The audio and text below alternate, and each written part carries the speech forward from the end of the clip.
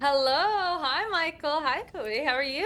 We're Very good, good. How are you? Michelle. Nice to see you. I want to say, I can't believe the finale's coming because I feel like everyone has been so excited and waiting for years for their favorite ship couple. Are you guys familiar with that term, ship couple? Yeah, Oh, we actually yes. Yeah, used okay, it on okay, okay, good. episode 4, I think. I mean, yeah, everyone's been waiting, and I want to know what was your guys' first initial reaction hearing about the new series and the return of Tony Ziva in their own series. Well, it was something we talked about for a long time. And after Cody left and then I subsequently left the main show, we would, talk about general things. And every once in a while, it'd be like, I was going through the airport and somebody, stopped me at the urinal and insisted on telling me how much they love a certain episode from season 6 or something. And then they wanted to know what happened. Where's Ziva? What happened? Are you guys in Paris? What happened to Tali? And I realized that that needed to be talked about. And then we started discussing how would we do that. So we actually approached Paramount with this idea, and so Early on. very early, Very. and but that executive producer title that we have, which is normally given maybe as a vanity credit or as something, it really, I think, points to our role in bringing this to everybody's screens. So we're very invested. We're not just guns for hire, so to speak. Yeah. And I mean, it's been, time since you guys kind of worked together. Did either of you find yourself surprised by what still felt true about your character and what surprised you about how much you've changed in your own approach as actors? I don't think we'd be doing this if we weren't always surprised. Yeah. Because there is an element of that as an actor, but certainly in a friendship that you could kind of find laughter in not the same things, but in things that are constantly mutating. And it's not that your sense of humor changes much, because I still think we have that like very childlike thing that we can activate in each other, which is like so good in any kind of a friendship. But to have that also be tied into all of the professional stuff, I feel like I get a lot of energy from him, and I hope he gets my energy going right back at him. So in a way, it's like this kind of energy thing that just kind of moves forward. Kind of not okay to explain it. I'm not sure if I'm doing a good job, but it's an energetic gift that we get, and it was kind of there from the beginning. So we kind of don't mess with it. I love that. When you're revisiting, I feel like such iconic older characters, that can sometimes bring pressure, as in like band expectations or nostalgia. Was there ever a moment that during shooting where, you guys thought, I'm stepping too far, or are we losing what made Tony and Ziva resonate? And how did you recalibrate that?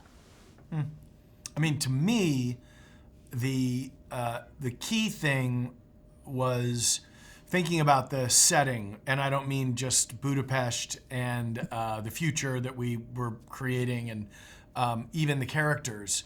What I was thinking about, if anything, in terms of an audience expectation, was the platform. Because being on Paramount Plus meant that we were given a kind of much bigger Arena. budget. Yeah, yeah. Well, and also And- an arena to explore. Yeah. There was a certain freedom that came with a streamer. And the that- emotions yeah. could be deeper and could be explored more fully. And that is, I was never trying to anticipate what an audience might or might not want completely.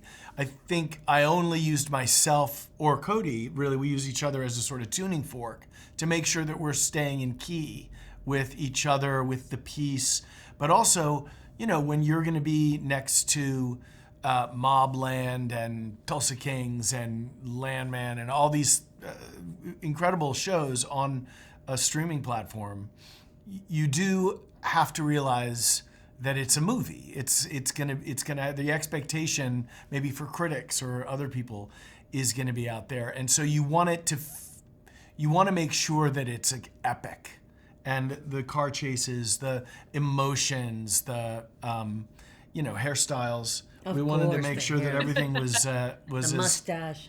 the mustache as awesome as it could be.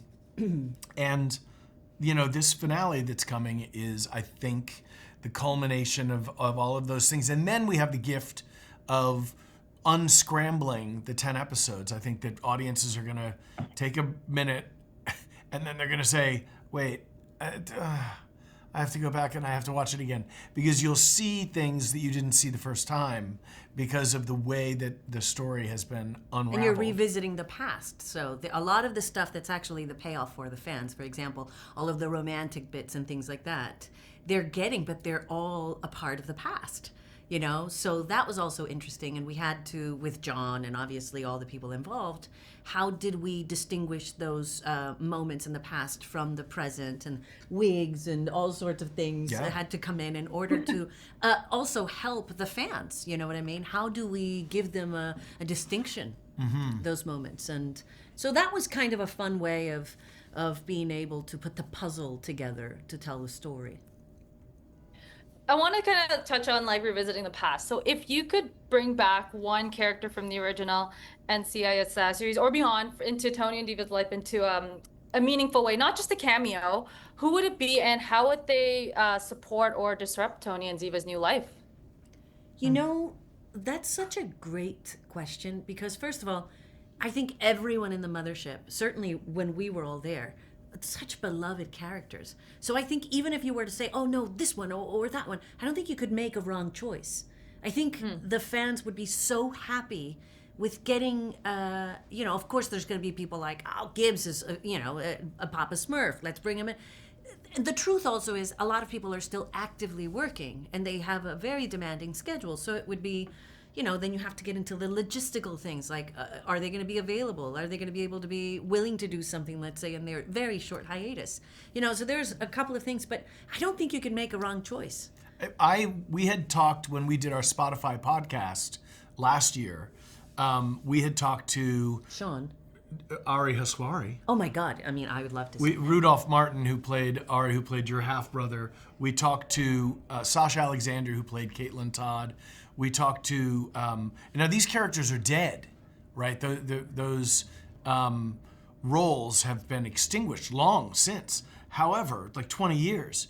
But wouldn't it be interesting to bring those kind of ghosts back, or echoes of that? And that would be very much the mothership. If you really look at the mothership, the way it was laid out. Mike Franks. I mean, we always bring people back. There's nothing wrong with the idea of exploring the psyche of the character, where they're going, how they're evaluating things, how they're processing things through a dream sequence, and which I think could that's very well be an entire what episode. NCIS Origins does really well right now is like looks at Gibbs, but it also looks at Mike Franks, and it looks at when Gibbs was the probie, and it looks at they had David McCallum's Oh wow! they had Ducky come back. Beautiful. And so it's just I think we have to remind people sometimes there's over 1,000 episodes of this universe that you can, you know, sift through, and that is just 1,000 hours plus on Paramount Plus that you can like really explore what it is that makes this thing tick. It is awesome to be part of the NCIS verse. Is that what I think? Yeah, that's what it's called. NCIS verse. Yeah, It's verse. But I think, but I think what you're saying is, during the mothership, you had this very solid formula, which was this dysfunctional family that was solving crimes for the Navy, and it lived in this procedural world, this procedural bubble. But the truth of that is, I don't think it would have translated as well as it did had the characters not been so solidified, had they not been so perfectly executed by the people who were playing them, you know. And that in itself is such that I think it's the recipe, that I think it's the thing, you know. The formula obviously works. There's tons of NCISs, as you know. There's a big universe of it. Yeah. But the casting and really leaning on the characters is what really can carry the procedural forward. Yeah, I mean, I think fans would love, you know, whatever direction it goes in. So I'm just like, so my last question, just kind of wrap this up. So we're all about going the extra mile. So I want to know from each of you, how do you go the extra mile, or what does that mean to you? I'm so curious. I'm gonna say, my mom has this beautiful saying, which is, you can always give a little more. And I was always like, Mom, that is so unkind, because sometimes I'm really just tired.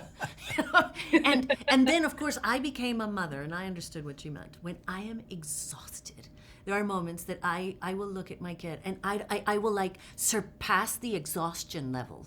And I need to. It's not even like I want to, or it's called upon me. It's a need to just give more, So it's kind of a beautiful thing. And here's going to be my extra mile moment, which is a more granular, sort of quantum, atomized version of the mile. That's why we love you. Which is what I have learned to do is slow everything down to almost that matrix with the bullet going by and then coming back. Oh. Because sometimes that patience is the extra mile, not responding and reacting, but going the extra mile sometimes is take the moment. You never cease to surprise me, Shaheen. Well, that's my extra mile. Thank you both so much. That was such a great answer, by the way. Thank you both. I'm sending you guys pumpkin heart emojis. Thank you. It was both. I gotta go listen to the new Taylor Swift. Double heart. Double heart, triple heart.